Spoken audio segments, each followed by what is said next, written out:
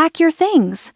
My mother said it without looking at me, her hand resting on the kitchen light switch like she was deciding whether the room or I still deserved light. The overhead bulb flickered once, catching the perfect edge of her lipstick, untouched even at nearly 10 at night. Pack your things, Avery. You're done here.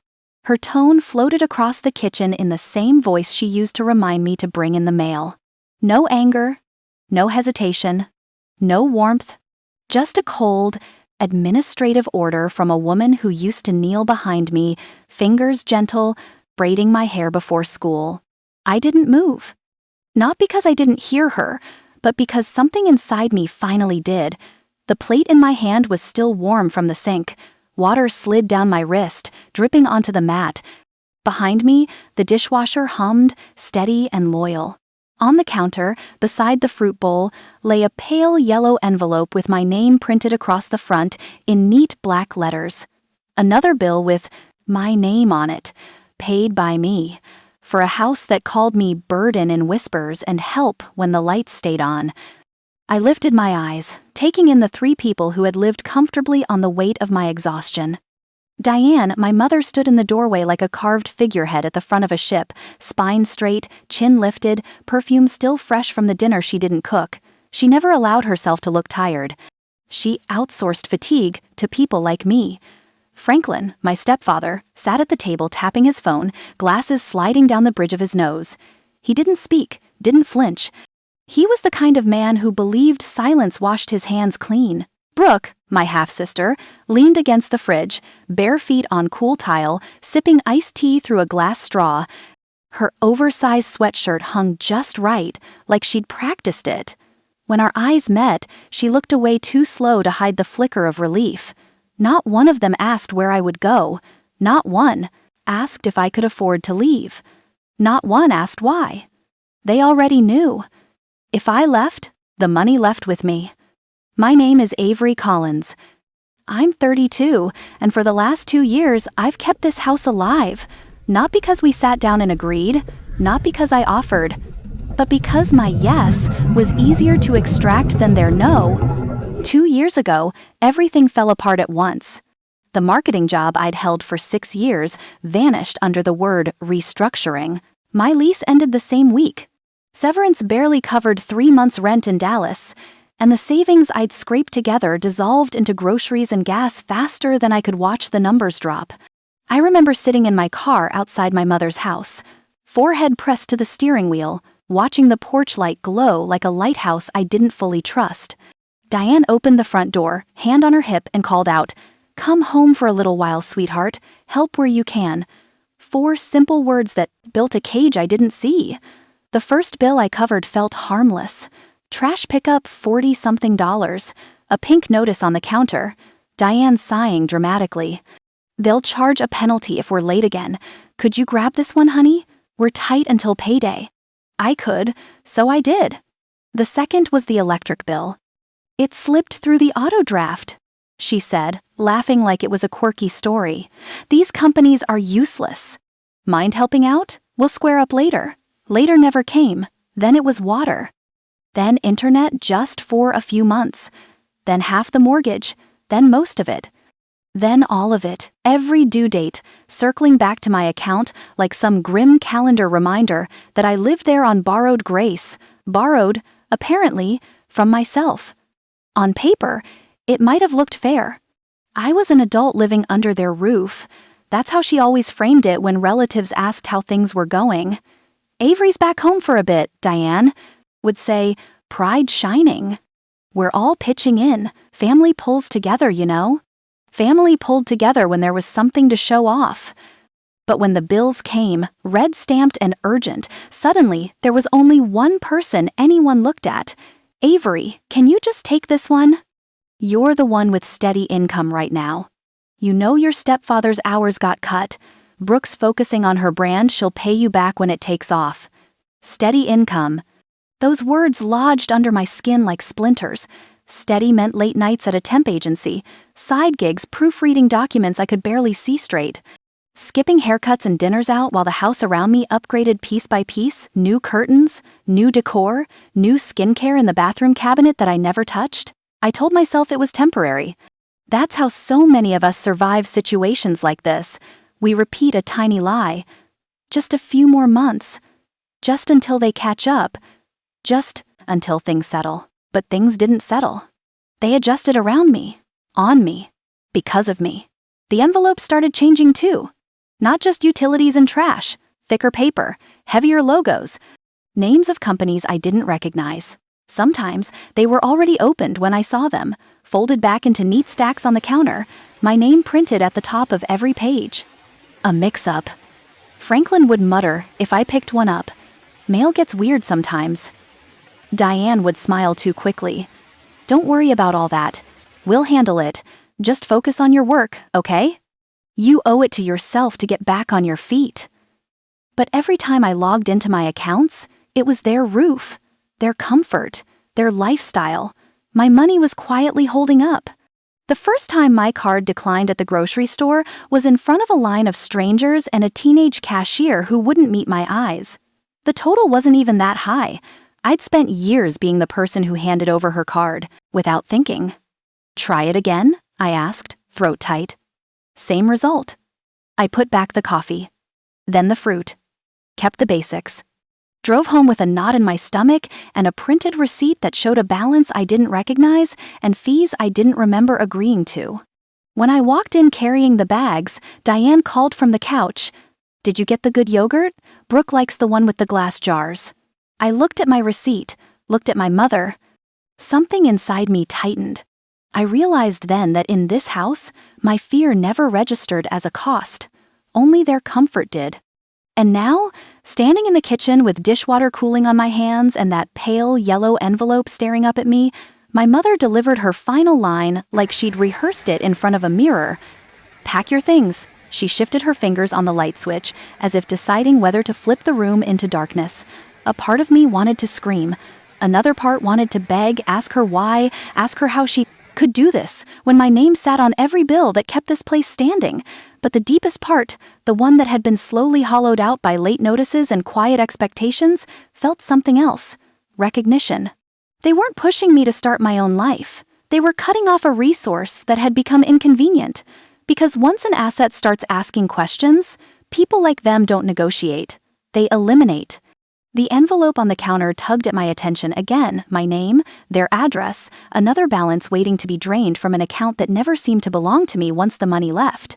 This wasn't love. This wasn't loyalty. This wasn't family. It had a different name, one I'd been too afraid to give it.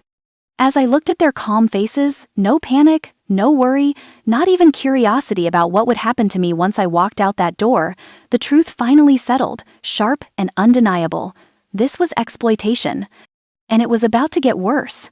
If any part of this feels familiar, if you've ever been treated like your worth began and ended with what you could pay for, tell me your story in the comments.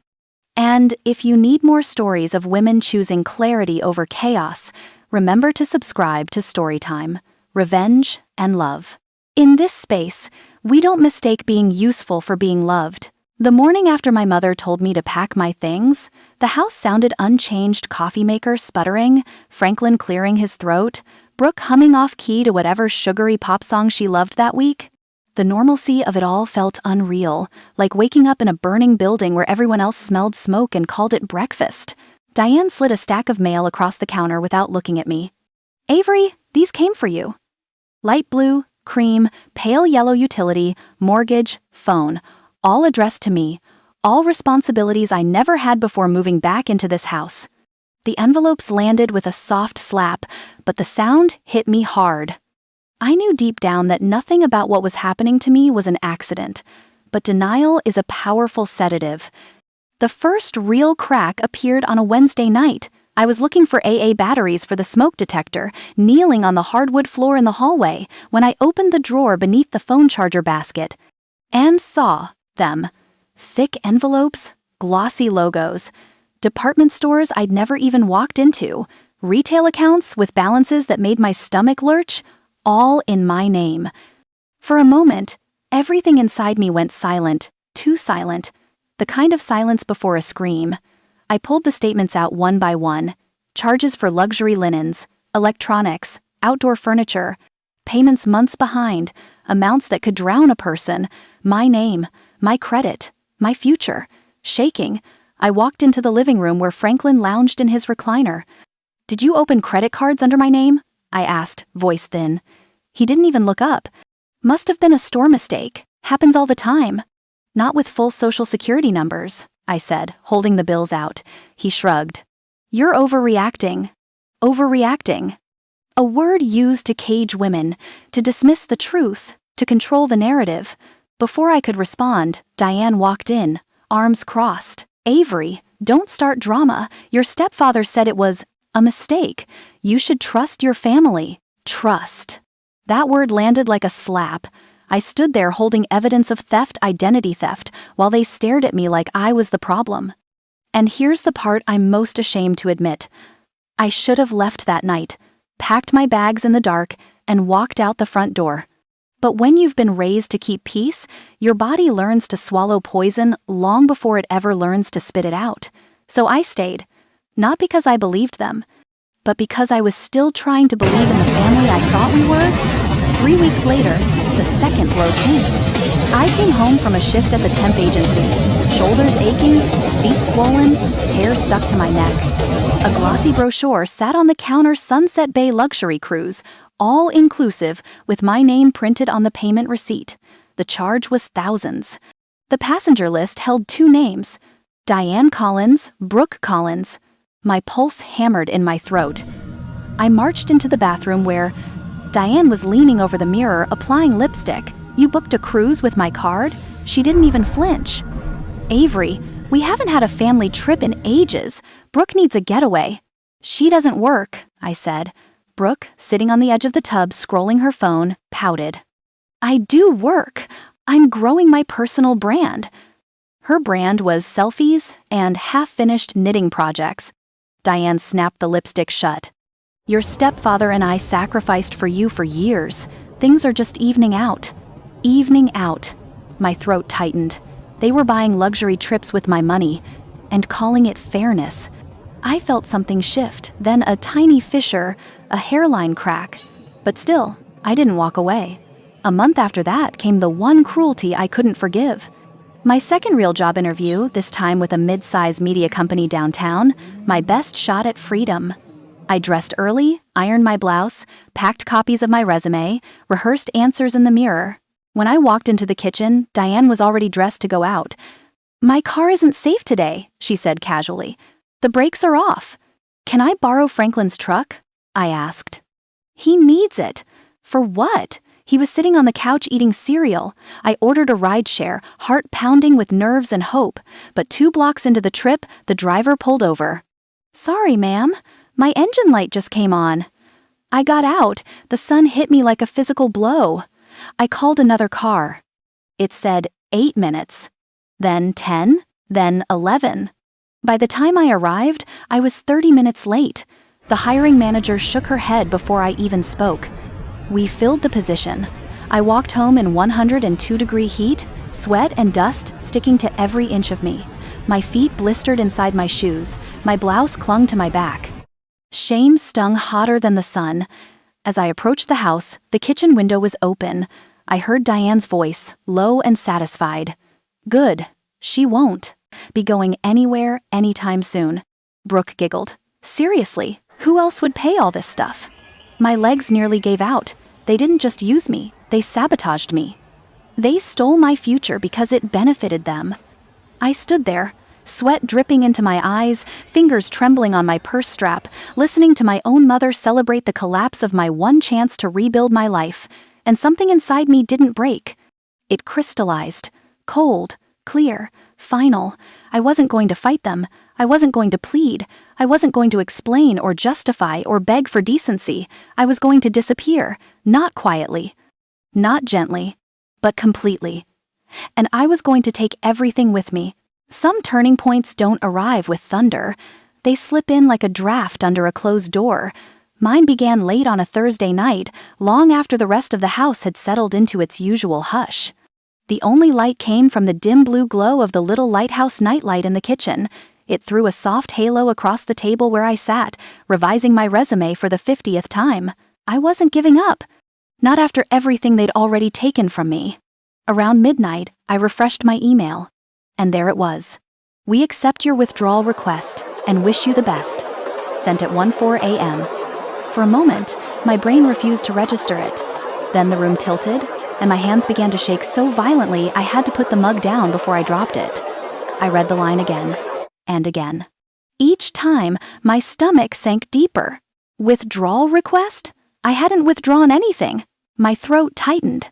Outside, a car alarm wailed somewhere in the neighborhood, sharp, grating, perfectly matching the place, panic climbing up my spine. Someone had been in my email. Someone who lived under this roof. Someone who knew exactly how to hit me where I was finally starting to rise. I opened my security log with trembling hands. Same network, same Wi-Fi, logged in while I slept. I didn't need more than that. I already knew who was awake at that hour, who always was. Light slipping under her door. Soft music leaking into the hallway. The rhythm of someone pacing, restless and entitled. The betrayal didn't explode inside me. It hardened, cold, precise, final. I walked down the hallway to Brooke's room, but when I reached her door, I stopped. My hand rested on the knob. 5 long minutes passed. A part of me, small, foolish, still wanted to believe there was some explanation that didn't paint my sister as someone willing to steal my future to protect her comfort. But not knowing hurt more than the truth ever could. I opened the door. Brooke sat cross-legged on her bed, brushing a fresh coat of polish onto her nails.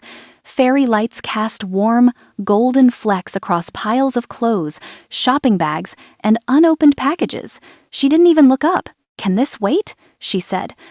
"My nails are drying. Did you go into my room last night?" Her hand froze. Barely. But guilt always knows how to betray itself. She blinked slowly. "What are you talking about?" The login timestamp, the device name, my email, the message to Northbridge Media. She tried once more. "You know, people get hacked all the time. Brooke, I didn't raise my voice. I didn't need to. I know."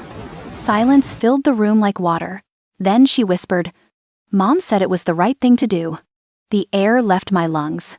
She kept going, voice cracking but strangely firm beneath the tears. "You don't get it, Avery? If you leave, everything falls apart. Mom can't handle the bills. Franklin's already on edge.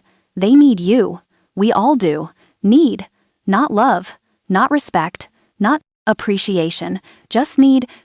You're the only one who keeps the house running," she said.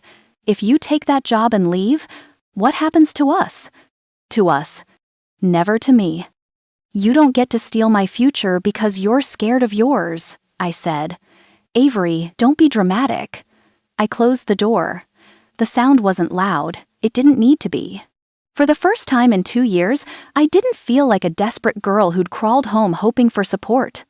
I felt like a woman cornered, finally ready to push back. I went straight to Diane. She was at her vanity, removing her makeup in slow, practiced strokes, as if erasing the day's sins one cotton pad at a time. She saw me in the mirror but didn't turn. "You're still up," she said. "You let Brooke sabotage my job." Her hand froze, but her expression didn't shift to guilt, just annoyance. "Brooke told you? I found the email. You didn't stop her." She pivoted instantly. "Sweetheart, sit down. You're upset. I'm standing. You shouldn't accuse your sister of, I have the login record." Her jaw tightened. "Even if she did, you weren't ready for full-time work. You're fragile, Avery." Fragile? Financially convenient was the truth she wouldn't say out loud. "We're a family," she continued. "We make decisions together." "No," I said. "You made decisions about my life without me." Her voice sharpened. "If you leave, everything falls apart." And then she gave herself away completely. "You owe us for these last 2 years. Sacrifice keeps this family alive. And you," she stepped closer, her face inches from mine, "you are the sacrifice, Avery." The words hit harder than any slap. I nodded quietly. "You're right," I said. "I have been." Then I stepped back. "And I'm done." I walked down the hallway with a strange, unexpected lightness, like someone had unhooked a weight from the back of my ribs. The truth was out now. The mask was gone. The game was exposed. They didn't love me. They used me. And once you see exploitation clearly, you can never unsee it. I closed my bedroom door and locked it. That night, I didn't sleep. I packed. Not frantically, methodically. A single suitcase with clothes. A folder of documents. My laptop with a new password. The essentials, nothing more. Everything else in that house belonged to the version of me they'd tried to keep trapped. I gathered every piece of evidence, statements, screenshots, account logs, saved them, backed them up, protected them. And as the first gray edge of dawn spread across my window, one truth settled inside me with perfect clarity. I wasn't planning my escape anymore. I was standing inside it. All that was left was to walk out. Some confrontations happen because you plan them, others happen because silence can't hold the truth anymore. By the next morning, I felt it. Something inside me had shifted. The air in the house tasted different, metallic, like the moment before a storm cracks open. Sunlight spilled through the blinds, but it didn't soften anything. Diane's spoon tapping against her mug, Franklin clearing his throat, Brooke patting down the hallway. Every sound came from people who had stolen pieces of my life and didn't even flinch doing it. They had no idea I wasn't their sacrifice anymore. I showered, dressed, gathered everything, screenshots, statements, timestamps into a single thick folder. When I stepped into the living room, all three of them looked up with the same expression, annoyance disguised as concern. Diane opened her mouth first. "Avery, we need to talk about no." I set the folder on the coffee table and the sound cut her off like a gavel. "Today, I'm talking."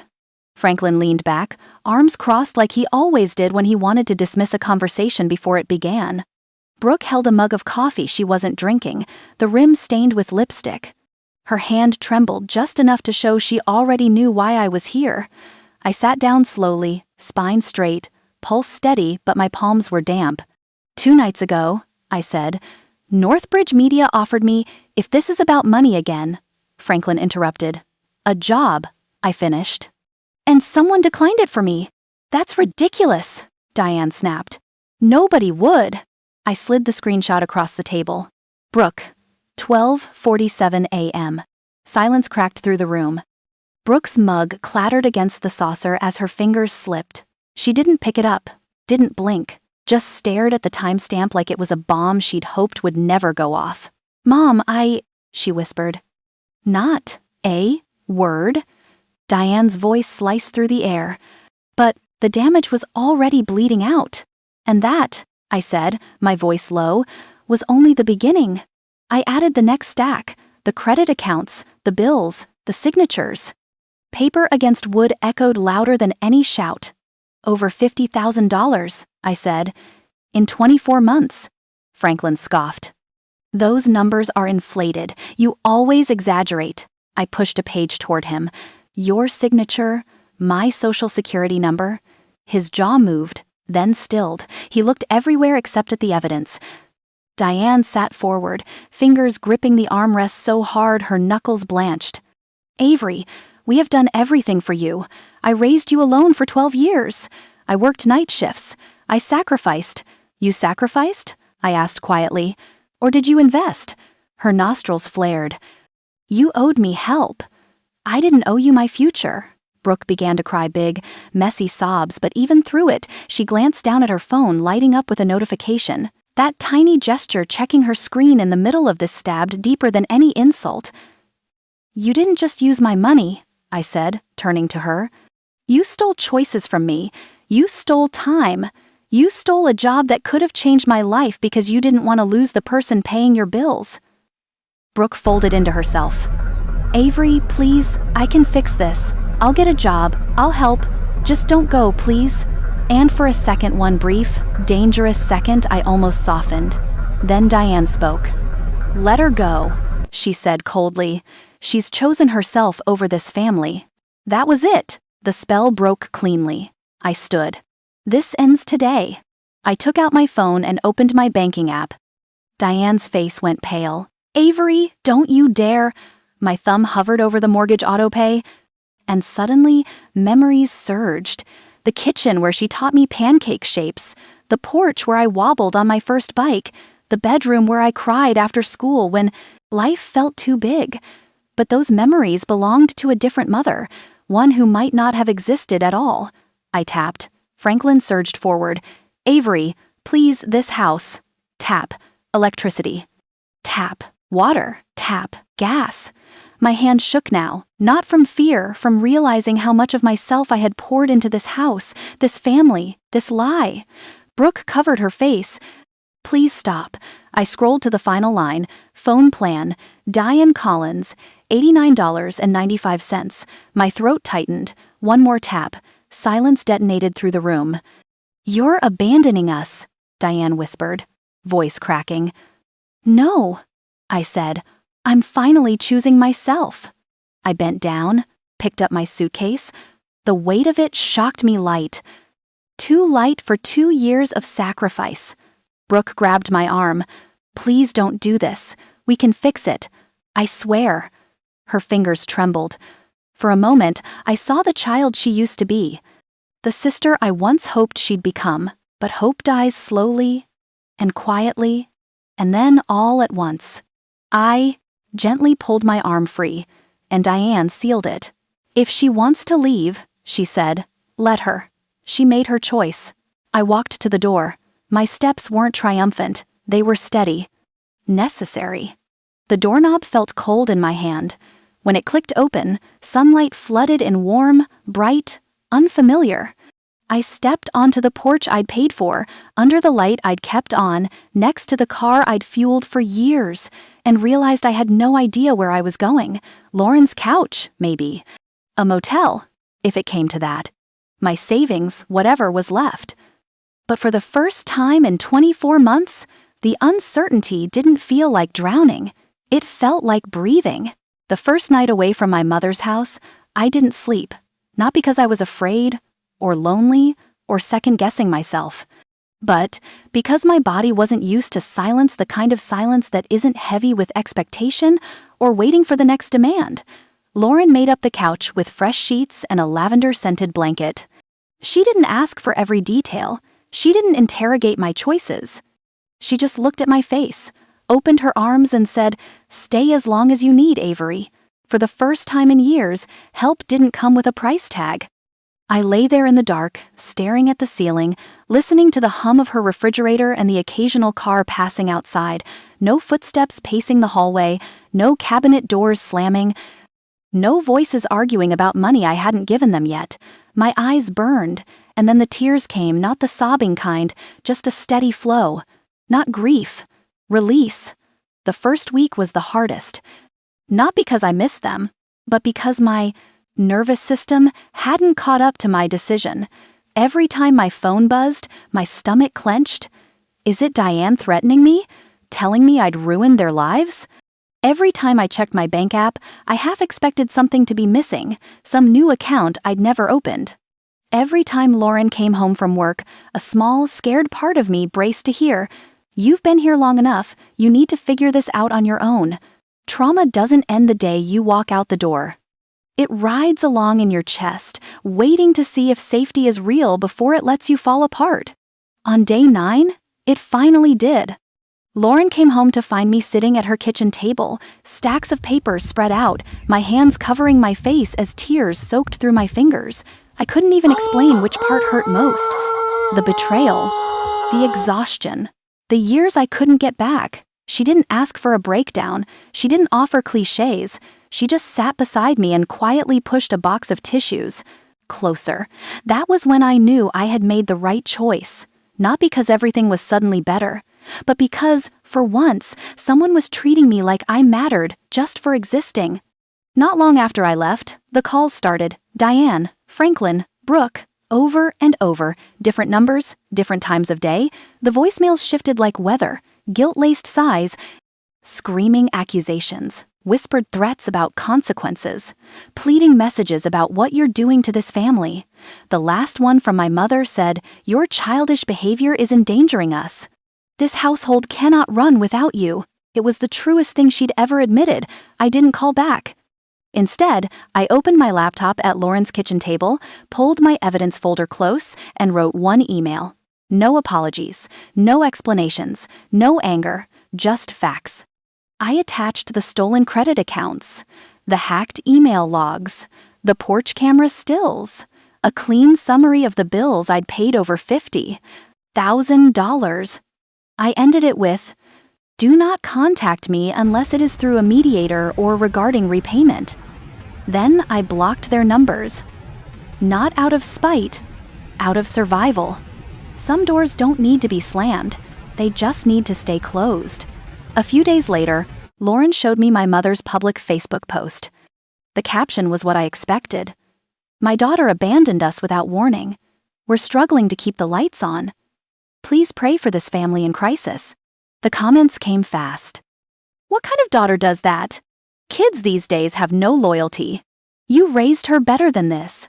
Each one felt like a tiny cut. Not because they were true, but because I knew how easy it was to believe the side of the story that cried loudest. "Don't read them," Lauren said, closing the laptop. "People who don't know the truth don't get a vote." 2 days later, the utilities were cut, electricity first, then water, then internet. Their house went dark on a blistering Thursday afternoon. I saw Franklin on the porch camera, red-faced, yelling at a utility worker who had heard it all before. I stared at the screen for a moment, and instead of satisfaction, I felt tired. Tired of being cast as the villain in someone else's performance. Tired of defending choices I made just to stop myself from drowning. Tired that the word family had become a weapon instead of a refuge. I closed the app. I didn't need to watch their chaos anymore. I wasn't their glue. I was allowed to stop holding them together. When I finally reached back out to Northbridge Media with my documentation, the HR manager listened quietly. When I finished, she sighed. "I'm going to be honest with you, Avery. The original position was filled 3 weeks ago. But what happened to you? That's identity fraud and interference with employment. If you're willing to file a report and send us the case number, I can take this to legal and see what we can do." Filing a report meant putting everything on record, making it official, making my own mother's actions visible to strangers. "Give me 24 hours, I said. That night, I sat at Lauren's table with my phone in one hand and my evidence folder in the other. It felt like standing at another threshold. Let them get away with it and move on quietly. Or hold them accountable and risk the fallout. At 11:47 p.m., I called the non-emergency police line, not to punish, to protect the woman I was finally becoming. Months later, Northbridge didn't reopen the old position, they created a new one, different title, different pay, a fresh start. I stepped into that office on my first day wearing a thrifted blazer and carrying a second-hand bag. Nothing about it was glamorous, but the paycheck was mine, the work was mine. The future I was building belonged to me. Eventually, I found a small apartment with thin walls and wide windows. The sunlight spilled across the floor, every morning like it was auditioning for hope. The only names on the lease and the accounts were my own. Some evenings, when the world quiets down, my phone still buzzes with an unknown number. One night, I answered. "Avery? It's me, Brooke." The silence between us felt fragile. "I'm sorry," she whispered. "I didn't realize." "Stop," I said. She went quiet. "You did realize," I continued. "You just didn't care enough to stop. I need you to sit with that before you apologize, because sorry without understanding is just noise." On the other end, I heard her inhale shakily. "Mom's been awful," she said. "Franklin hardly talks. I got a job at Starbucks. It's not much, but I'm trying." "It's honest," I said. "That's more than what you were doing before." "Can I see you?" she asked. "Just for coffee? Just once?" I stared at the ceiling in my tiny apartment, listening to the hum of my own refrigerator, the one I paid for. "Not yet," I said. "Maybe not for a long time. But I hope you figure out who you are when no one's paying your bills, Brooke." "I really do." When I hung up, I didn't feel cruel. I felt free. 6 months after I left, I sat at my small kitchen table, drinking coffee bought with money no one else could touch. Outside, the city moved on without knowing anything about the wars fought in quiet living rooms behind closed doors. Sometimes people ask if I regret it, cutting them off, filing reports, starting over alone. I'm not alone. I'm just no longer surrounded by people who confused my presence with my payments. And there's a difference between loneliness and peace. I'm learning to tell them apart. Some days are hard. I think about the version of my mother who might have existed before she started seeing me as a solution instead of a daughter. Other days, I look around my little apartment and realize every light that's on, every bill that's paid, every quiet breath I take at night is mine. I chose me. And that choice, more than any apology or family reunion or carefully staged holiday photo, is the one that saved my life. If you're listening to this and you're standing where I stood, living in a house that doesn't feel like home, with people who only notice you when you're useful, ask yourself the question I was most afraid of.